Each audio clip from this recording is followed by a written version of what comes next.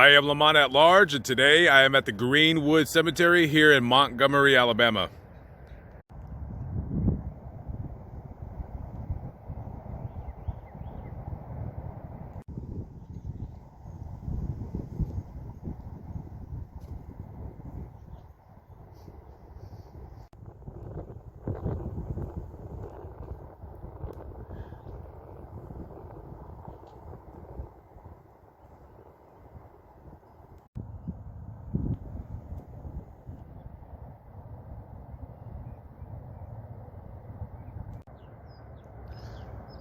This here is Kevin K. Hinkle and Patricia A. Dorsey. Hinkle was killed on June 19th of 2007. He was shot and killed over on the 1500 block of Taft Avenue in Montgomery. He was shot and killed during a robbery. They took him to Baptist Medical South, where he was pronounced dead.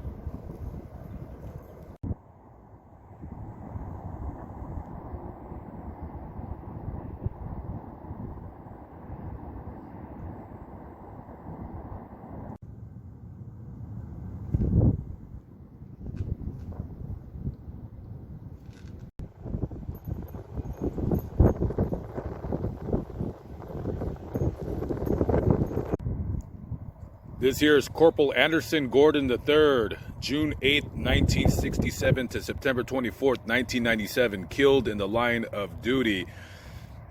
So, on the 24th of September, 1997, Officer Gordon here with the Montgomery Police Department was on routine patrol when he came upon the scene of an accident that just occurred.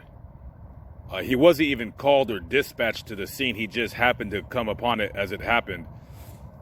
And just as he pulled up to the scene of the accident, a man by the name of Tory Twain McNabb, who was 20 years old at the time, got out of his car and pulled out a gun and shot him as he was still in his patrol car. Didn't even get a chance to get out. Didn't even know what was going on. Knew nothing. And McNabb shot him 5 times, killed him right there. Tory McNabb was fleeing a bail bondsman at the time, high on drugs. Eventually, there was a manhunt. He got captured. He was convicted of capital murder and was sentenced to die by lethal injection, which was carried out October of 2017, 20 years almost to the day that he killed Officer Gordon. Yeah, this guy was I want to say another word, but on this channel I can't. He was a real POS. Let's just say that.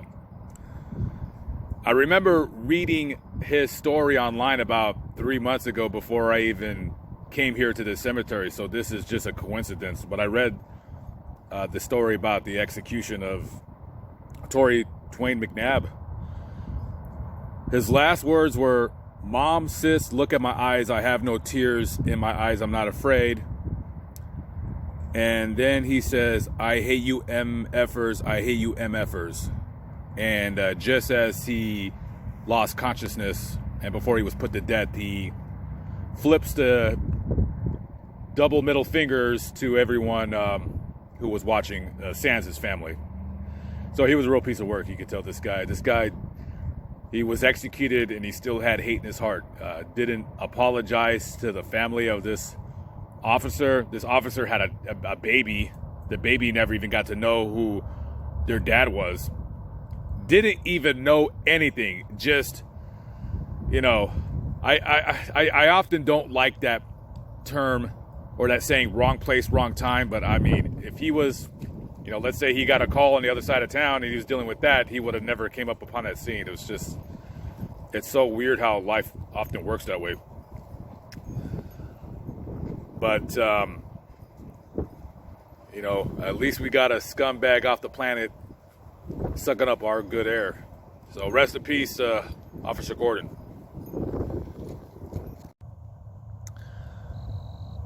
Jake Henderson Jr., son of Jake and Mary McCall Henderson. Though there were gray skies, you made them blue skies. Blue as your eyes, Sonny Boy.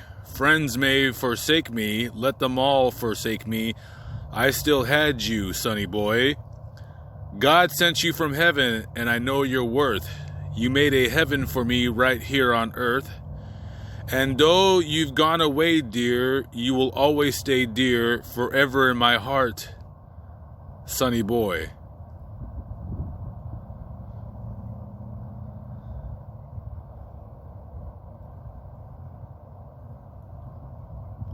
He was born almost 100 years ago. Rest in peace, Sonny Boy.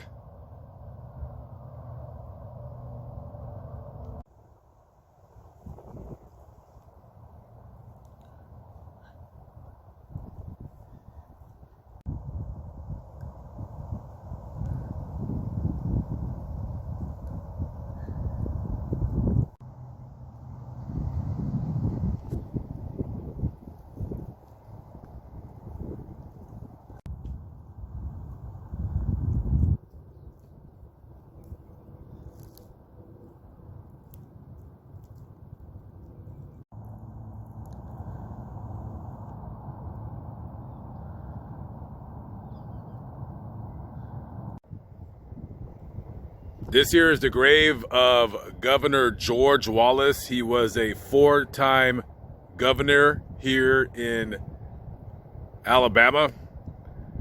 Some people would call him the first gentleman of Alabama. Other people call him segregationist and unapologetic racist. He's buried right here next to his wife, who also served a term as the governor of Alabama. A tried and true Democrat through and through, this George Wallace guy was. He was very famous, if you want to look online, for standing in the doorway of black children, or as he liked to call them, Negro children, from going to school during the March from Selma. He was a rabid segregationist, did not believe in race mixing, did not believe in black students and white students going to school together, just like any true Democrat would believe at the time. And he tried to run for the presidency of the United States several times, but each time he failed. In 1972, he was shot and wounded by Arthur Bremer in 1972, which left him paralyzed from the waist down. But that didn't stop him from being a racist, a segregationist, loving them Jim Crow laws. This guy loved Jim Crow laws. Heck yeah. That's what I'm talking about. Anyways.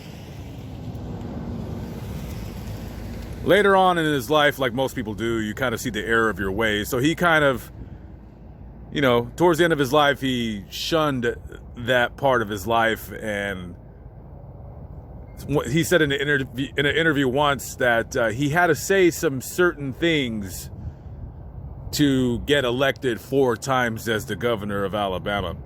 Coincidentally enough, the man who shot him and paralyzed him got 63 years in prison, but then his sentence was reduced to 53 years, and he actually served 35 years, and he was paroled in 2007. That's a little footnote for you guys. George Wallace died September 13th, 1998, and here is the grave of his grandson. This is George Corley Wallace IV. He died May 12, 2009 of a self-inflicted gunshot wound at his home. Ladies and gentlemen, Democratic governor of the state of Alabama, George Wallace. Elliot Wade Graves, November 19th, 1989 to October 2nd, 2014, beloved son and brother.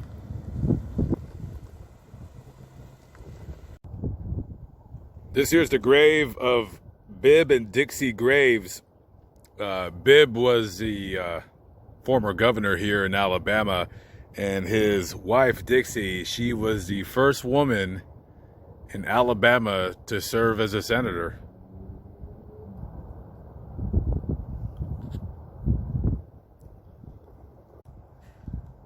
This here is the crypt of L.B. Whitfield.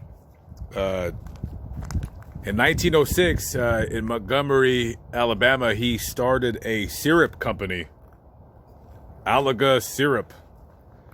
And guess what? They're still in business today. Give you a quick look inside this. Lewis Whitfield. There's Lewis Whitfield Sr., Kathleen, and then there's 2 empty spots for any other Whitfield who would want to be interred here. Their syrup is pretty famous here in Alabama, but not only do they bottle their own brand, they also bottle and distribute syrup for many other brands, and they ship all over the world. L.B. Whitfield, ladies and gentlemen. Syrup maestro extraordinaire himself.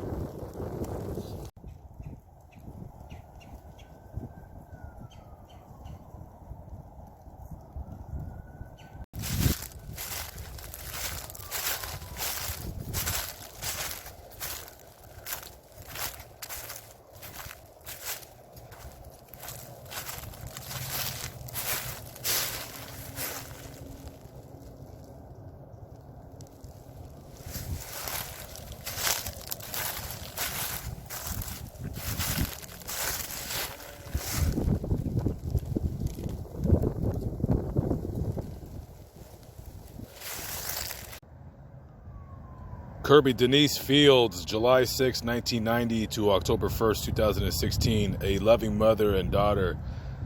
Miss Fields died in a car accident at the age of 26 years old, very, very young.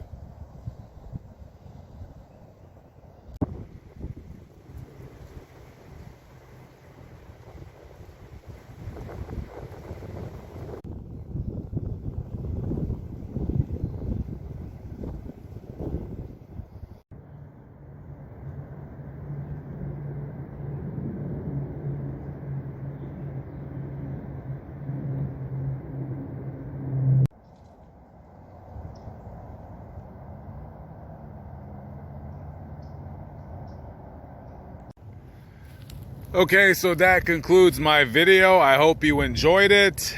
Live but not live, but still alive by the grace of God. I am at the Greenwood Cemetery here in Montgomery, Alabama. Guys, please subscribe to my other channel, YouTube's Most Wanted. The link will be in the description box below. And also, guys, I wasn't gonna let it happen.